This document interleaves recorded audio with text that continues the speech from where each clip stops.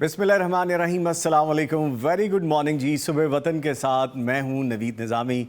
उम्मीद करते हैं कि आप सब खैरियत से होंगे। जब दुआ के लिए हाथ उठाते होंगे तो हमें भी ज़रूर दुआओं में याद रखते होंगे। एक खूबसूरत सुबह है, एक खूबसूरत नया आगाज़ है और अल्लाह ताला की रहमतों से इस आगाज़ के साथ ही हम सुबह वतन का ये प्रोग्राम लेके आपके सामने आए हैं। कोई ऑफिस के लिए निकल रहा होगा, कोई निकल चुका होगा, कोई काम पे जाने की तैयारी कर रहा होगा। हमारी माएँ बहनें, बेटियां, बच्चियां, बच्चे जो स्कूल से छुट्टियों पे हैं, जो घरों पे हैं, जो कामकाज पे नहीं जाते, जो अपनी छुट्टियों को एंजॉय कर रहे हैं, वो भी सुबह वतन देखते हैं और मुझे बड़ा अच्छा लगता है। मुझे अपना एक एक्सपीरियंस शेयर करना है, बल्कि मैं अपने मुअज़्ज़ज़ मेहमानों को जब तारुफ़ करवाऊँगा तो उनको भी शामिल करूँगा। होता ये है कि आप जब मोहब्बत का इज़हार करते हैं तो हम आपके मकरूज़ हो जाते हैं। कुछ मैसेजेस मिलते हैं, कुछ कॉल्स आती हैं, कुछ लोग कांटेक्ट करने की कोशिश करते हैं, कुछ लोग पैगाम टेलीविज़न पे आना चाहते हैं आप में से। हुआ ये कि 2 दिन पहले मुझे कुछ कॉल्स मौसूल हुई और वो मेरी प्रीवियस ऑर्गेनाइजेशन से थी। उन्होंने कहा कि जी आपका कुछ हमारे पास ज़मानतन मौजूद है पिछले 1-2 दिन से, तो हम राब्ता करने की कोशिश कर रहे थे, आपसे राब्ता डेवलप नहीं हो रहा था। मैंने पूछा जी फरमाइए कि आपके कुछ गिफ्ट आए हैं वो आप तक पहुंचाने हैं। मैं घर पहुंचा शाम को, गिफ्ट पहुंचे हुए थे, उनमें आमों के क्रेट थे और कुछ देसी घी की अच्छी खासी मिकदार थी और भेजने वाले ने अपना कार्ड उसमें लगाया हुआ था। वो यकीनन मेरा प्रोग्राम देख रहे होंगे, हमारे इस प्रोग्राम को आप पसंद करते हैं। बहुत शुक्रिया आपकी मोहब्बत का। गुजारिश ये है कि ऐसी मोहब्बत ना किया कीजिए जिससे मैं ज़्यादा मकरूज़ हो जाऊँ और फिर मुझे उसके रिटर्न में भी आपके लिए कुछ करना हो। मैं अब उस इदारे से वाबस्ता नहीं हूँ, मैं पैगाम टेलीविज़न से वाबस्ता हूँ। अच्छी दोस्तियाँ, अच्छे ताल्लुकात हर जगह हैं, लेकिन आप पैगाम टेलीविज़न पर रब्ता कर लिया कीजिए। अगर मेरा फ़ोन ना रिसीव हो, अगर मैं फ़ोन को रिप्लाई ना करूँ, अननोन नंबर देख के, कभी मसरूफियात भी होती हैं, इंटेंशनली भी कभी हो जाता है कि अननोन नंबर है, क्या रिसीव करेंगे, तो आप पैगाम टेलीविज़न रब्ता कर लिया करें। और ऐसी मोहब्बत जिसका मैं बहुत ज़्यादा बर्डन ले लूँ, इससे इज्तनाब किया करें। एनीवे आपका भाई बहुत शुक्रिया जिन्होंने मोहब्बत का इज़हार किया। प्रोग्राम का फॉर्मेट आपको पता है, तिलावत कुरान करीम से आगाज़ किया जाता है और आज के करने का काम आपको बताया जाता है। टॉपिक ऑफ द डे हम डिस्कस करते हैं, लेकिन वजीफ़े के साथ साथ मैं आपको ये बताता चलूँ, सवालात के जवाबात के साथ साथ आज हम बात करने वाले हैं वो है हेपेटाइटिस का आलमी दिन। 28 जुलाई को इंटरनेशनली इसको जाना जाता है। इस पर हमने बात करनी है। पाकिस्तान दुनिया में पहले नंबर पे आ चुका है जहाँ पे हेपेटाइटिस के मरीज़ों की तादाद सबसे ज़्यादा है। इस पे हम गुफ्तगू करेंगे, मौजूद मेहमान शरीक होंगे और आज सेगमेंट है ख्वाबों की ताबीर के हवाले से भी। जो ख्वाब आप देखते हैं उनकी ताबीर आप जानना चाहते हैं तो हाशिम जज़मानी साहब हमारे साथ होंगे, हम दो नात भी शामिल किए जाएंगे। मौजूद मेहमान जो मेरे साथ स्टूडियोज़ में मौजूद हैं, तारुफ़ करवाता चलूँ, बड़े ही दिनों के बाद, एक मुद्दत के बाद हमारे बड़े प्यारे साथी हैं कारी अहमद यारकानी साहब, वो हमारे साथ शामिल है आज प्रोग्राम में। कारी साहब अस्सलाम वालेकुम, खैरियत से हैं? ठंडी हवाओं में रहते हैं, ठंडी जगहों पे रहते हैं, अब तो आपका दिल ही नहीं करता गर्मी वाले मौसम में आप हमारे साथ मोहब्बत का इज़हार करें। आज मैं जब वार्डरोब में आया हूँ तो हकानी साहब को देख के मुझे एक लम्हे को लगा शायद मुझे ठीक से नज़र नहीं आ रहा, लेकिन जब आवाज़ सुनी तो फिर माशाल्लाह अच्छा लगा। और सर खैरियत माशाल्लाह। इनके साथ मौजूद है मुफ्ती मौलाना मोहम्मद अजमल भट्टी साहब, फाजिल मदीना यूनिवर्सिटी हैं, हदीस और शरई इल्म के उस्ताद हैं, PhD स्कॉलर हैं, हमारे दिल के बहुत करीब हैं। आप इनसे बहुत मोहब्बत करते हैं। सोशल मीडिया पे इनके हवाले से मोहब्बत करने वाले और कुछ ज़्यादा मोहब्बत करने वाले सबकी तादाद है। इनको भी खुशामदीद कहते हैं। सर अस्सलाम वालेकुम। वालेकुम अस्सलाम। कैसे हैं सर, खैरियत से? अल्हम्दुलिल्लाह। बारिश आज शुरू हो रही थी हल्की हल्की, जब आप और मैं पहुँचे मौसम कुछ कदर चेंज लग रहा है, लेकिन स्टूडियो में हमें अभी हल्की हल्की गर्मी का एहसास हो रहा है। बाहर मौसम ठंडा हो तो अंदर गर्मी, शायद इस वजह से भी लग रहा है, लेकिन एनीवे चिलर चल रहे हैं जी हमारे, तो कहीं ये ना हो कि मज़ीद ठंड का एहसास हो जाए। इसके साथ ही एक जिम्मेदारी ये भी जी आपको बताते चलें कि आप हमसे रब्ता कर सकते हैं 111-700-000 पे। हमारा नंबर है 111-700-0000। इस पर आप कॉल कर सकते हैं, अपने सवालात पूछ सकते हैं। यूट्यूब के लाइव लिंक पे आप हमें ज्वाइन कर सकते हैं, यहाँ पे भी आप हमसे सवालात कर सकते हैं। आप तक पहुँचाने के लिए सुबह वतन हमें ताउन हासिल है सूफी सोब एंड केमिकल इंडस्ट्रीज़ का, दारुस्सलाम इंटरनेशनल का और अत्तैबा इंटरनेशनल का। इन तीनों के इश्तराक से صبح وطن آپ تک پہنچایا جا رہا ہے۔ ایک لمحے کی بھی تاخیر کیے بغیر چلتے ہیں قاری صاحب کی جانب اور تلاوت قرآن کریم سے آغاز کرتے ہیں۔ Sir please over to you. اعوذ باللہ من الشیطان الرجیم بسم اللہ الرحمن الرحیم واتل علیہم نبأ ابراہیم اذ قال لأبیہ وقومہ ما تعبدون قالوا نعبد أصناما فنظل لها عاكفين قال هل يسمعونكم إذ تدعون أو ينفعونكم أو يضرون قالوا بل وجدنا آباءنا كذلك يفعلون قال أفرأيتم ما كنتم تعبدون أنتم وآباؤكم الأقدمون فإنهم عدو لي إلا رب العالمين الذي خلقني فهو يهدين والذي هو يطعمني ويسقين وإذا مرضت فهو يشفين والذي يميتني ثم يحيين والذي أطمع أن يغفر لي خطيئتي يوم الدين رب هب لي حكما وألحقني بالصالحين۔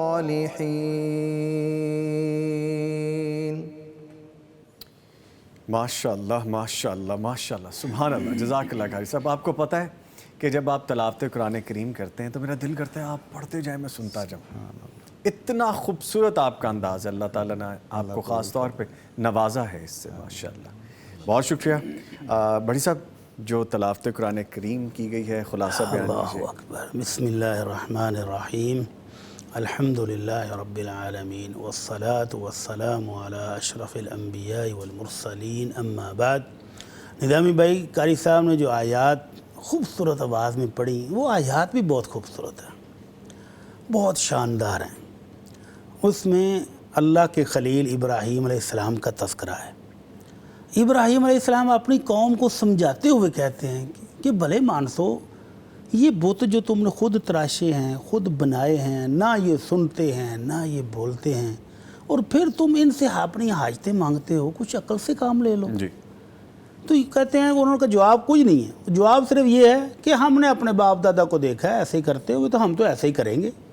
تو یہ کوئی معقول جواب نہیں تھا کہ باپ دادا کی رسموں پر عمل کر رہے ہیں۔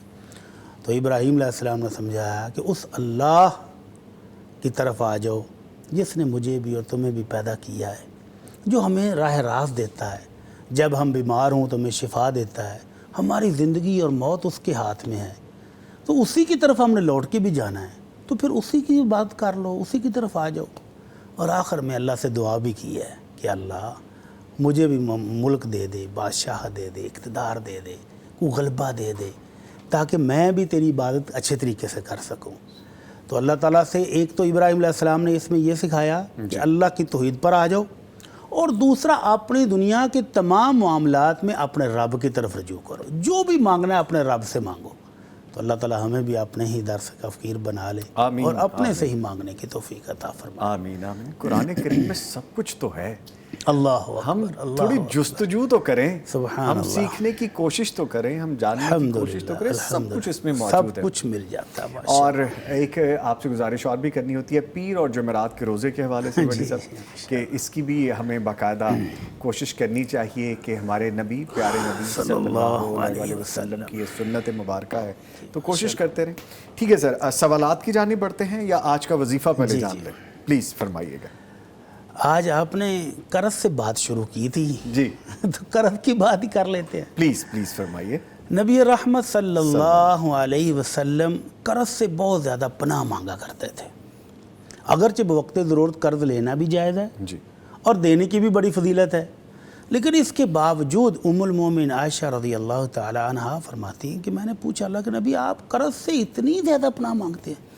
یعنی ہر دعا میں آپ کی دعاؤں میں یہ دعا حصہ ہوتی تھی، ہر نماز میں آپ پڑھتے تھے اللہم انی اعوذ بک من عذاب القبر واعوذ بک من فتنة المسیح الدجال واعوذ بک من فتنة المحیا والممات واعوذ بک من المأثم والمغرم، کہ اللہ میں جہنم قبر کے عذاب سے تیری پناہ مانگتا ہوں، اللہ فتنہ مسیح دجال کے تیری پناہ مانگتا ہوں، اللہ زندگی اور موت کی آزمائشوں سے فتنوں سے تیری پناہ مانگتا ہوں، اور اینڈ پر کہا اللہ گناہ اور قرض سے بھی تیری پناہ مانگتا ہوں۔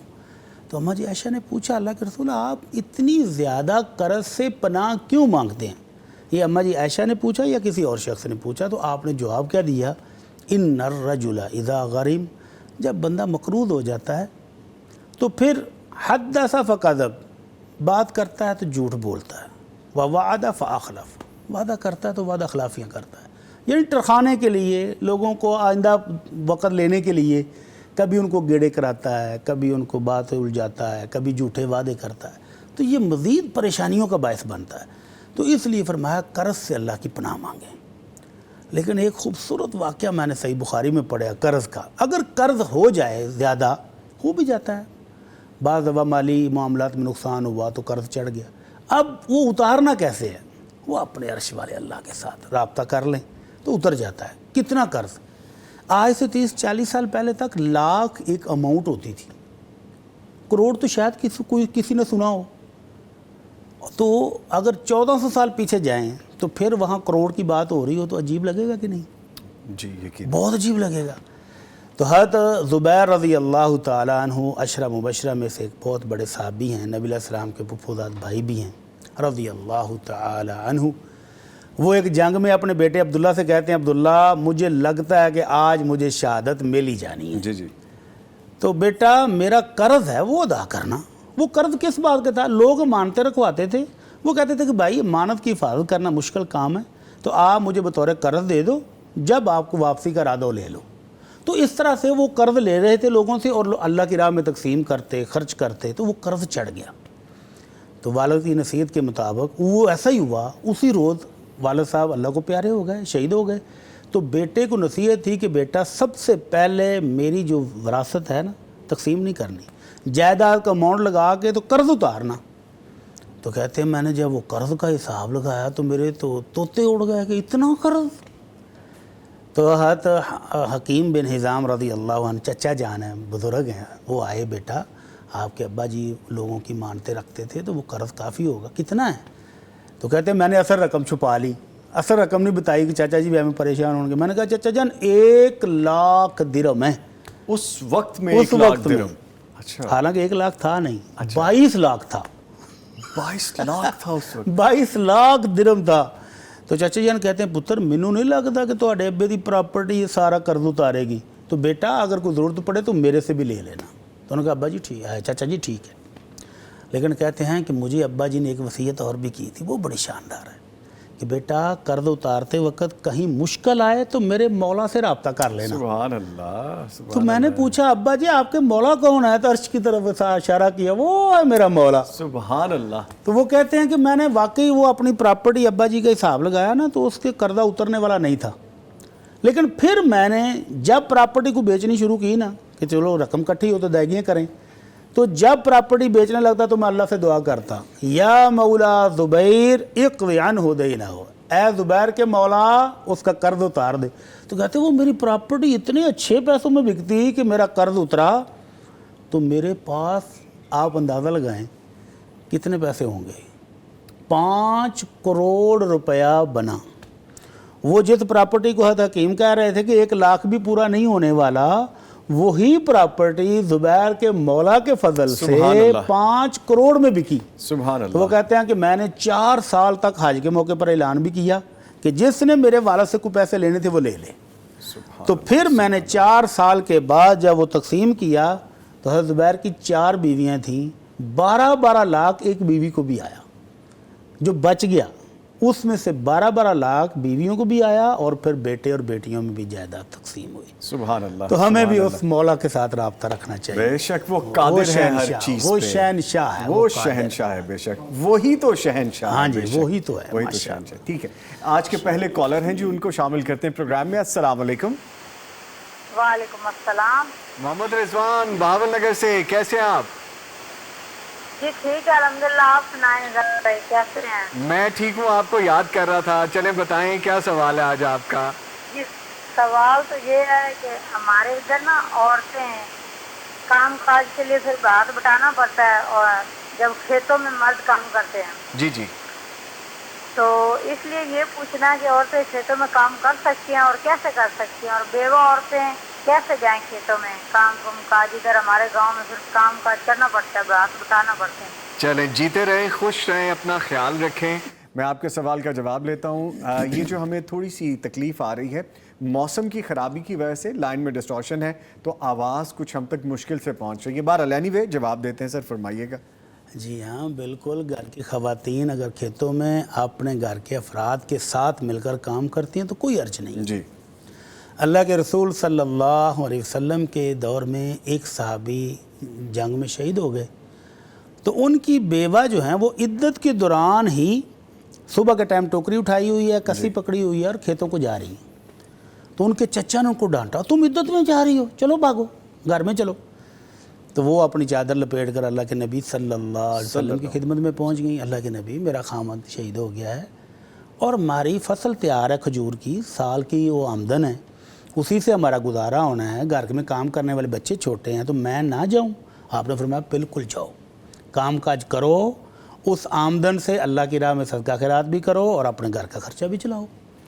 تو اس حدیث سے پتہ چلا کہ عورتوں کا اپنے خاوند کا، اپنے بھائیوں کا، اپنے بیٹوں کا ہاتھ بٹانے میں کوئی حرج نہیں ہے. البتہ یہ ظلم جو میں نے اپنی آنکھوں سے بھی دیکھا ہوا نا، وہ تھوڑا سا قابل غور ہے کہ مرد حضرات بڑے آرام سے حقہ پی رہے ہوتے ہیں درختوں کے سائے میں بیٹھ کے، اور خواتین کو لگایا ہوتا ہے وہ کھیتوں میں کام کر رہے ہیں. وہ کیوں بٹی صاحب، ایسا کیوں؟ یہ بھی ہے جس علاقے سے بھائی نے فون کیا جی اس علاقے کی روایات میں ہے کہ زیادہ کام عورتوں سے لیتے ہیں. تو مرد حضرات چودھری ہوتے ہیں، وہ پانی لگایا، ہل چلایا اور بعد میں حقہ لے کر بیٹھ گئے اور باقی سارا کام جو ہے وہ یعنی میں جو سمجھا آپ نے کہا ویلے چودھری. ویلے چودھری ٹھیک ہو گیا. ٹھیک، یعنی کام کر سکتی ہیں، کام ہاتھ بٹا سکتی ہیں، ہاتھ بٹانے میں کوئی حرج نہیں. جی جی جی جی جی. عورتیں جیسے کوئی مزدوری کے لیے جاتی ہیں نا، اس کا سوال شاید ان کے لیے. ہاں مزدوری کے لیے بھی اگر گھر کے حالات ایسے ہیں کہ مرد حضرات کی کمائی سے گھر نہیں چلتا تو پھر خواتین مزدوری کے لیے بھی جا سکتی ہیں، یا ان کو مدد کی ضرورت ہے. ٹھیک ہے، پھر جا تو سکتے. گھر کے معاملات چلانے کے لیے وہ بالکل کر سکتی ہیں. اس سے پہلے کہ میں اگلے کالر لوں، ایک ہمارے بڑے پیارے بھائی ہیں، ہم سب جانتے ہیں، ان کی بھی کھجور کی فصل جو ہے وہ ان کو بھی کھجوریں آنے والی ہیں، تو وہ کھجوریں ہم تک، ایک کھجور سے مجھے یاد ہے آپ صرف ان کی تھوڑی توجہ دلا رہے ہیں، ہلکا سا بس اشارہ نوٹس دے رہے ہیں کہ تو ہمارے بھائی وہ سن بھی رہے ہیں، ہمیں دیکھ بھی رہے ہیں. تو کھجوریں اگر آ جائیں تو بہت اچھی بات ہے، فریش کھجوریں مل جائیں گی، ورنہ مارکیٹ سے پیسے دے کے تو خرید ہی لیں گے. لیکن جو فریش کی بات ہے اور جو محبت سے آئیں گی، اتنا بہت ہے میرے خیال میں. آگے بڑھتے ہیں، ایک اور کالر ہے. جی السلام علیکم. وعلیکم السلام. نرگس صاحبہ لاہور سے کال کر رہی ہیں، شکریہ. فرمائیے کیا سوال ہے آپ کا؟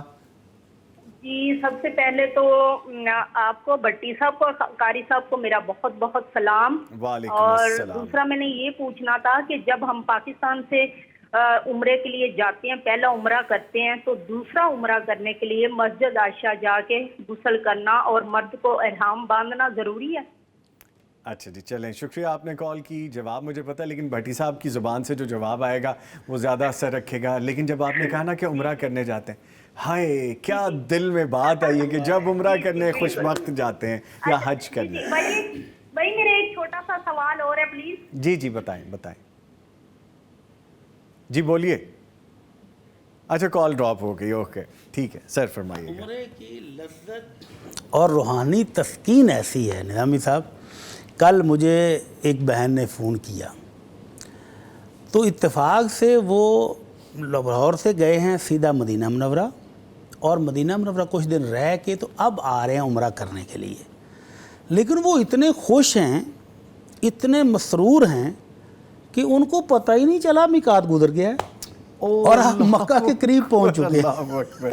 अच्छा, जिस वक्त मुझे उन्होंने मेरे साथ रब्ता किया तो कहने लगे जी 1 घंटे की मुसाफत रह गई है, मक्का मुकरमा हम पहुंचने वाले हैं, तो उस्ताद जी अब क्या करें? मैंने कहा अब तो मिकात पीछे रह गया।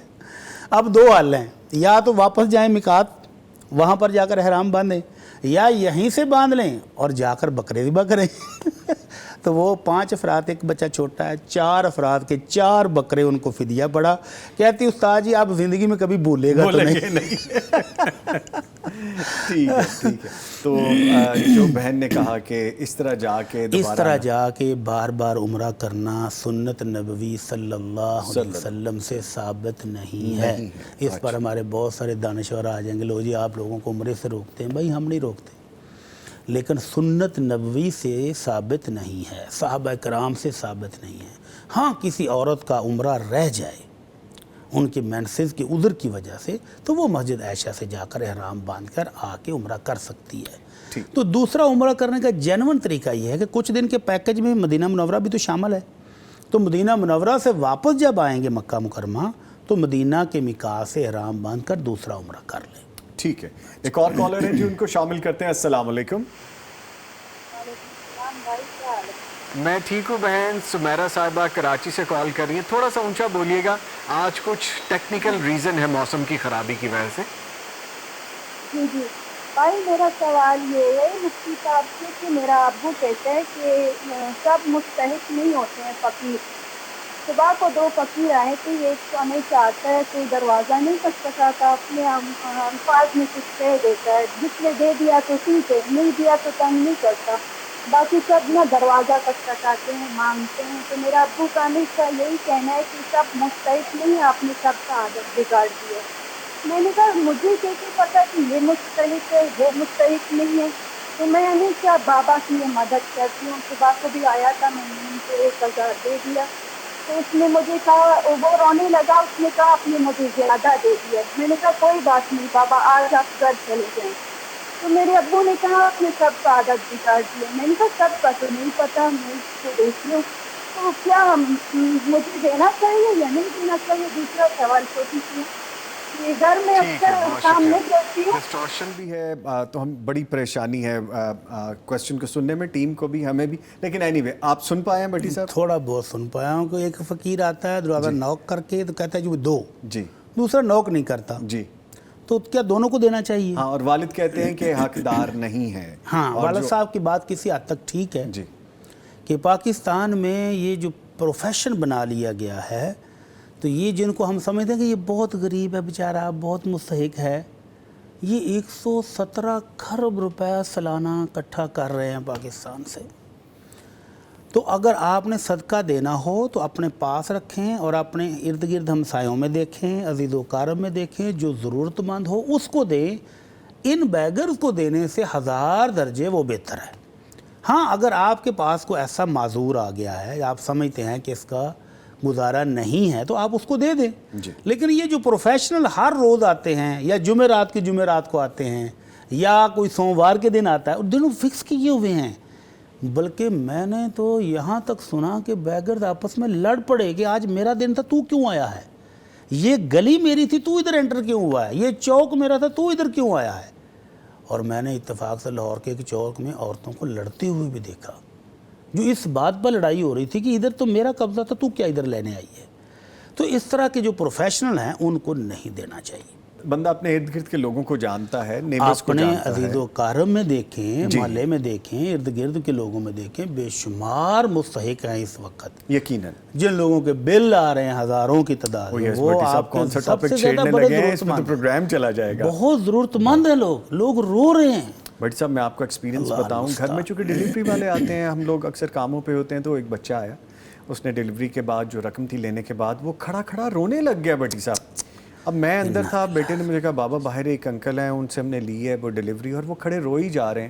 میں نے کہا خدا خیر کرے, اللہ تعالیٰ رحم کرے. میں نے کہا جی کہتے میرا دل نہیں کر رہا, لیکن میں بہت مجبور ہو کے ہاتھ اس نے جوڑے اور کہا کہ میرا بل زیادہ آ گیا ہے. بٹی صاحب میں آپ کو کیا بتاؤں کیا کیفیت ہوئی. میں نے بیٹے کو کہا, بڑا بیٹا میرا عانق, میں نے کہا بیٹا والیٹ میں جو پڑا لے آؤ. یہ کوئی نمائش نہیں ہے, لیکن بڑی صاحب دل کو دھچکا لگتا ہے کہ حالات کدھر جا رہے ہیں.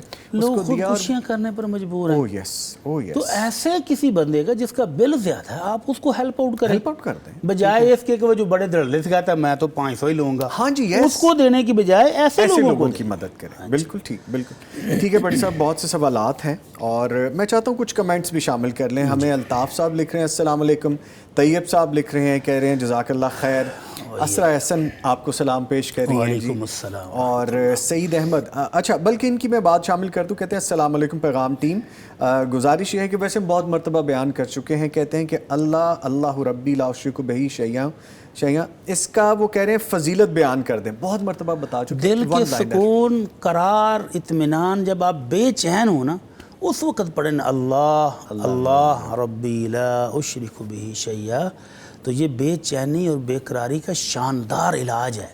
جب آپ بے قرار ہوں تو اس وقت سکون کے ساتھ ٹیک لگا کے پڑھتے رہیں, آپ ایسا لگے کہ روح بالکل پھول کی طرح نرم ہو گئی. بہت مزہ آتا ہے.